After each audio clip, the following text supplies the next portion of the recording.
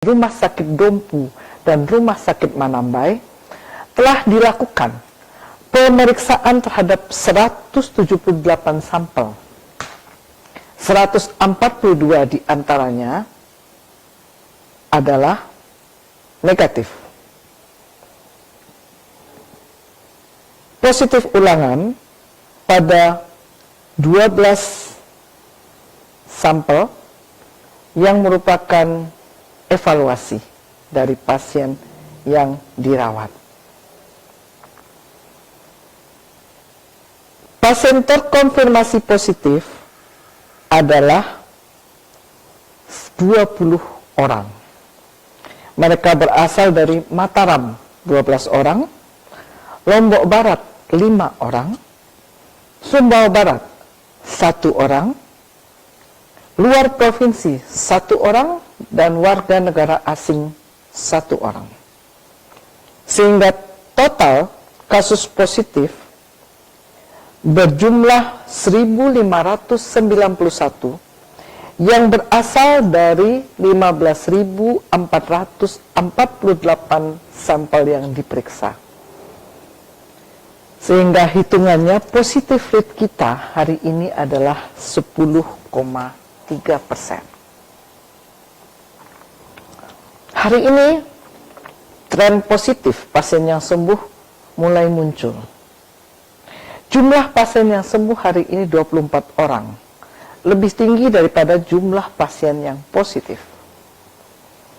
Berasal dari Kota Mataram 9 orang, Lombok Barat 4 orang, Lombok Tengah 7 orang, Sumbawa 1 orang, Kota Bima 2 orang, dan luar provinsi 1 orang.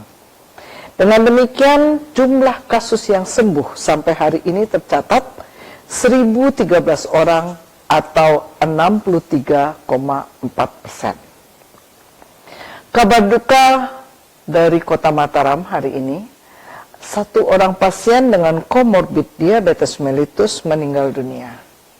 Dengan demikian jumlah total yang meninggal menjadi 82 orang atau 5,1% dari total seluruh pasien, dan menyisakan 497 orang pasien yang masih dirawat. Mari kita lihat hasil tracing kontak yang dilakukan oleh gugus tugas desa, kecamatan, kabupaten, kota di seluruh Nusa Tenggara Barat. Hari ini ada penambahan 162 orang pelaku perjalanan tanpa gejala, sehingga jumlahnya menjadi 67.889 orang, dan yang masih diisolasi atau karantina mandiri adalah 1.702 atau 2,5%. Orang tanpa gejala hari ini bertambah 192 orang, sehingga total menjadi 13.018 orang, dan yang masih dalam pemantauan 1.201 orang atau 9,2%. Orang dalam pemantauan bertambah 8 orang, sehingga total menjadi 6.885 orang. Yang masih dalam pemantauan 267 orang atau 3,8%. Jumlah pasien dalam pengawasan bertambah 17 orang, sehingga total menjadi 2.213 orang, dan yang masih dalam pengawasan adalah 442 orang atau 19,9%. Kalau kita melihat dari hasil tracing, maka yang menjadi catatan adalah mereka yang masih dipantau baik di karantina ataupun di rumah sakit dengan jumlah sekitar 1.800 orang. Jumlah yang cukup besar karena mereka tercatat berkontak dengan pasien yang positif, masih dipantau dan masih menunggu hasil pemeriksaan laboratorium. Bapak dan Ibu sekalian, kembali kami mengingatkan tentang protokol kesehatan. Kita mulai dari protokol kesehatan yang bertujuan melindungi masyarakat. Pertama, preventif, mencegah. Mencegah lebih baik daripada mengobati. Maka, mari kita lakukan pencegahan.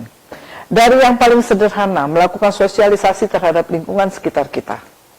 Melakukan desinfeksi secara teratur untuk lingkungan rumah, kantor. Kemudian, kedua, deteksi.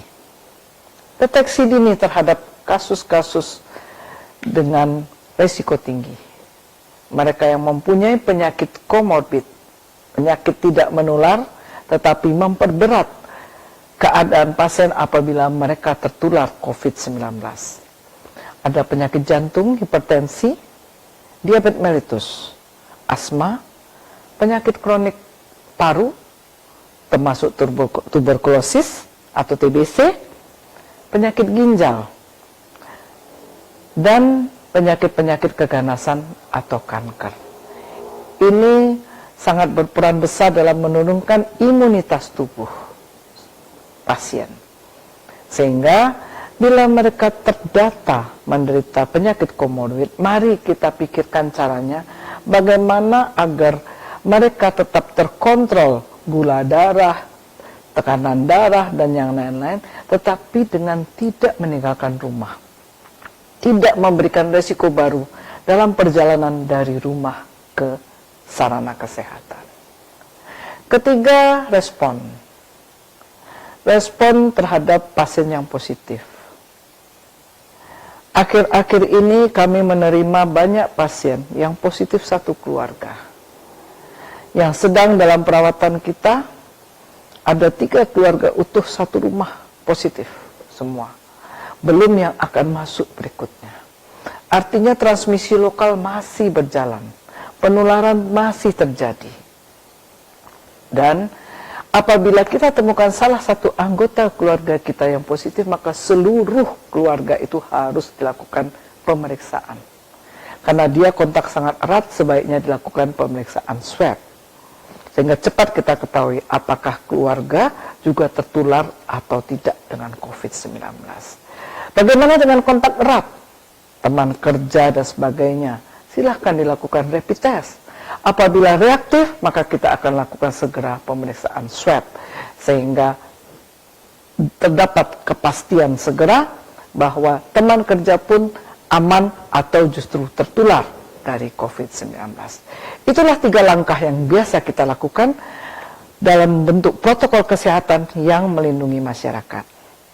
Kemudian kita melihat dari protokol kesehatan individu.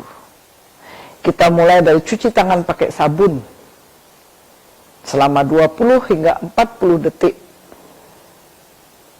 di bawah air mengalir, atau membawa hand sanitizer kemanapun kita pergi. Sehingga kapanpun kita melakukan kegiatan, kita bisa segera mencuci tangan. Kedua, jaga jarak dengan lawan bicara. Kenapa? Karena kita tahu bahwa kalau kita tidak jaga jarak, semburan dari aerosol yang keluar atau droplet yang keluar dari mulut seseorang yang bicara bisa mencapai ke kita. Apalagi sama-sama tidak pakai masker.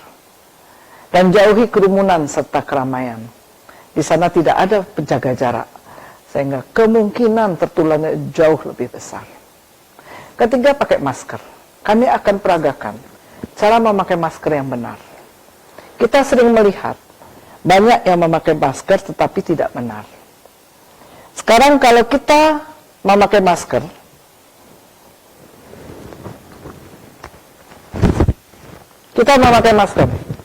ini masker yang benar. Tertutup semua dari atas hidung hingga dagu. Bagian kiri ataupun kanan tertutup rapat sehingga tidak ada risiko keluar droplet dari pada saat bicara. Kalau kita mau membuka, jangan turunkan begini. Karena kemungkinan ada cemaran di dagu kita, yang kalau kita turunkan, cemaran ini akan mengenai bagian dalam dari masker.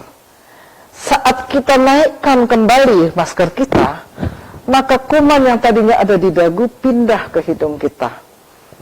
Jangan bertanya, saya sudah pakai masker, kenapa masih tertular? Karena cara memakai masker kita tidak benar. Kedua, banyak yang memakai masker seperti ini.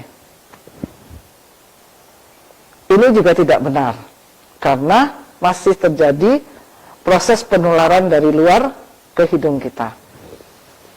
Kadang-kadang ada yang memakai masker, maskernya longgar. Atas ditutup, bawahnya dilepas. Itu juga tidak benar. Atas dan bawah sama-sama diikat dengan benar sehingga rapat. Rapat di atas di hidung, di bawah juga rapat, di dagu, kanan dan kiri juga rapat. Itulah cara memakai masker yang benar. Dengan Bapak Ibu memakai masker yang benar, kita harapkan betul-betul terlindungi. Yang saya pakai adalah masker medis. Ini kita anjurkan untuk lansia di atas 60 tahun dan mereka yang punya penyakit komorbid dan berusia di atas 50 tahun. Kita sering lihat juga orang-orang memakai face shield, orang dewasa memakai face shield tetapi tidak memakai masker. Memakai face shield lebih baik, tetapi harus tetap pakai masker. Jadi, bukan berarti kalau Bapak Ibu pakai face shield, maskernya dilepas. Tetap memakai masker. Itulah cara memakai masker yang benar. Nah, semoga dengan informasi yang kami berikan ini Bapak Ibu bisa mengoreksi. Kalau selama ini memakai maskernya tidak pas, bisa dikoreksi. Sehingga pemakaian masker yang benar betul-betul melindungi Bapak dan Ibu dari proses penularan COVID-19.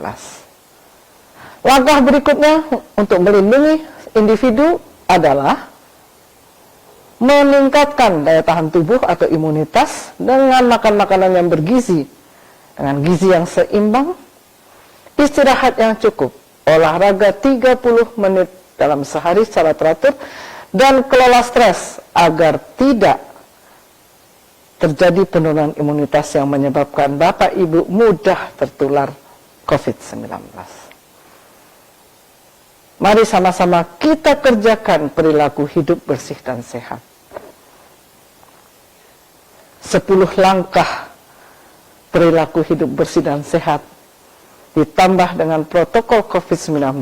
Inilah yang akan melindungi kita semua dari resiko penularan COVID-19. Bukan hanya saat ini. COVID-19 belum selesai. Masih berlangsung sampai akhir tahun. Karena itu, tetap waspada dan tetap jalankan protokol kesehatan COVID-19. Jaga jarak, jaga kesehatan, tetap sehat, salam sehat Indonesia. Wabillahi taufiq wal hidayah, wassalamualaikum warahmatullahi wabarakatuh.